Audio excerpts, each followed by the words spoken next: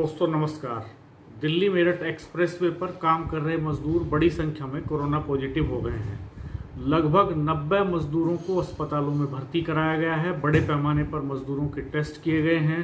100 से ज़्यादा मजदूर क्वारंटीन किए गए हैं और 40 से ज़्यादा इंजीनियरों को वर्क फ्रॉम होम के लिए कहा गया है, यानी 7 दिन के लिए काम रोक दिया गया है। और इस तरह से दिल्ली मेरठ एक्सप्रेसवे के डासना से परतापुर के चरण का काम इस वक्त रुक गया है। अगले 7 दिन यहाँ कोई काम नहीं होगा।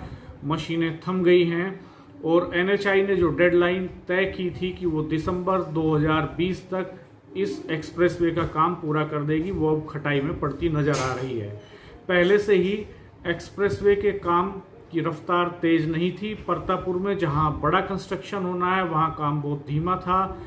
डासना में जहां पर रेलवे के साथ एक ओवरब्रिज भी बनना है, रेलवे लाइन के ऊपर जो कि कनेक्शन पॉइंट है मेरठ दिल्ली एक्सप्रेसवे का, वहां पर भी काम धीमी गति से चल रहा है। और एक जगह फ्रेट कॉरिडोर इसको क्रॉस करेगा, फ्रेट कॉरिडोर जहां क्रॉस करेगा वहां भी काम बेहद धीमा है।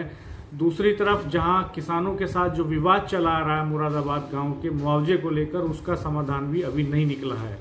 अगस्त आधा जा चुका है।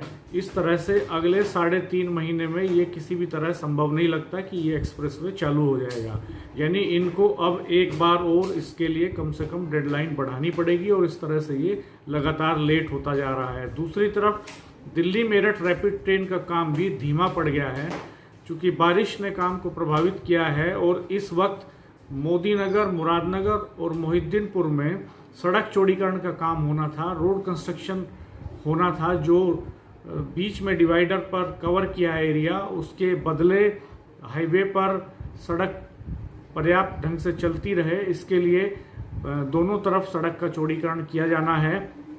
वो काम बारिश की वजह से थम गया है और अभी काफ़ी समय तक इसके प्रभावित रहने की संभावना है। दूसरी तरफ दोहाई से साहिबाबाद के बीच के पैच पर काम चल रहा है, लेकिन वहाँ भी रफ्तार बेहद कम पड़ गई है। इस तरह से हम देख रहे हैं कि इन दोनों प्रोजेक्ट्स का काम लगातार किन्हीं न किन्हीं बाधाओं के चलते प्रभावित हो रहा है। नवंबर में, जैसा मैं पहले भी बताता रहा हूं कि नवंबर में पोल्यूशन की वजह से पोल्यूशन कंट्रोल बोर्ड हर तरह के कंस्ट्रक्शन पर रोक लगाता आया है पिछले 3-4 सालों से एनसीआर में। इसलिए लगभग 30 से 40 दिन तक उस समय ये काम बंद रह सकता है, प्रभावित हो सकता है। इसलिए संभावनाएं कमज़ोर पड़ रही हैं कि प्रोजेक्ट समय पर पूरे हों। दूसरी तरफ एक बड़ी बाधा ये आ रही है कि दिल्ली से मेरठ के बीच हाईवे पर जो ट्रैफिक है अब वो प्रभावित होने लगा है, क्योंकि ये संभावना जताई जा रही थी कि मेरठ दिल्ली एक्सप्रेसवे पहले चालू हो जाएगा और रैपिड ट्रेन बाद में कवर करेगी इस पूरे एरिया को।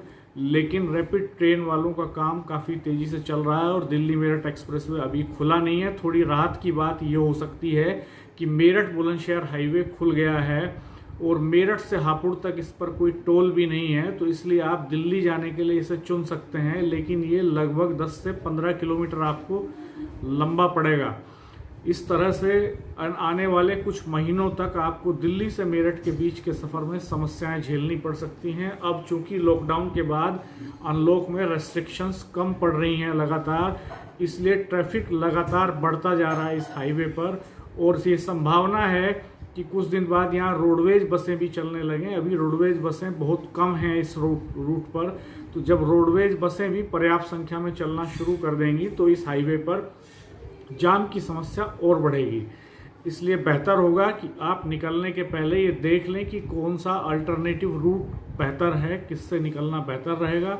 कावड़ मार्ग से भी आप निकल सकते हैं मेरठ से मुरादनगर तक, लेकिन कावड़ मार्ग पर सबसे बड़ा खतरा इन दिनों एक्सीडेंट्स को लेकर है। कावड़ मार्ग पर आप जाएं तो 40 और 45 की रफ्तार से ज़्यादा न चलें, क्योंकि कावड़ मार्ग पर लोग 80, 85, 90 की रफ्तार से चलते हैं आमतौर पर सड़क को खाली देखकर। लेकिन अचानक कहीं से व्हीकल आ जाता है और ऐसे में जब एक्सीडेंट होता है तो सीधे कार गंग नहर में जा गिरती है। पिछले 6 महीने में बड़े पैमाने पर वहाँ इस तरह के एक्सीडेंट्स हुए हैं, लगातार इस तरह की घटनाएं हुई हैं। बहुत स्मूथ भी नहीं है कावड़ मार्ग, जगह जगह वो लेवलिंग उसकी ठीक नहीं है इस समय, तो इसलिए सतर्कता के साथ चलें। तो इन सारे वैकल्पिक रूट्स का ध्यान रखें और हम आपको आने वाले अपडेट्स देते रहेंगे। हमारे चैनल को सब्सक्राइब कीजिए, बेल आइकन प्रेस कर दीजिए ताकि आपको नोटिफिकेशंस मिल सकें। नया वीडियो अपलोड होते ही कमेंट बॉक्स में हमें बताइए कि आपको ये वीडियो कैसा लगा। जल्द ही हम इन प्रोजेक्ट के संबंध में कुछ और वीडियो अपलोड करेंगे। नमस्कार, धन्यवाद।